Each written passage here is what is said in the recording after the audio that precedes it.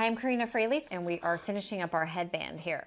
All right, so the elastic is in, it's sewn, it's nice and flat, so it's not gonna twist on us.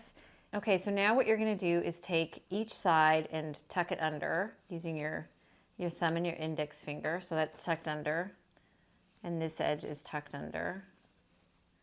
And this is gonna create a nice clean seam. So once you do that, then you're gonna feed one end into the other one and go ahead and straighten it out like that.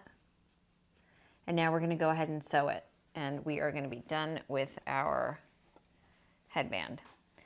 So go ahead and put it under like that.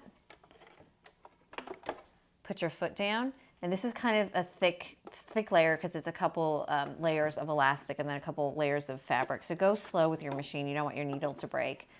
And if you're using any sort of a pile or any thicker fabric, you might want to go ahead and use a thicker needle. But this is fine for now. So go ahead and start and do a couple back stitches to create the knot. And then just go right along the seam. We want it to be nice and clean and catch both ends. And when you get to the end, you're going to want to go ahead and do a back stitch to create your knot.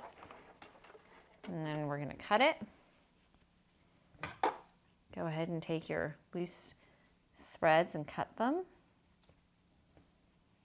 all up like that. And again, this is a quick and fun little project. This is great if you have a little girl or if you like to wear headbands yourself.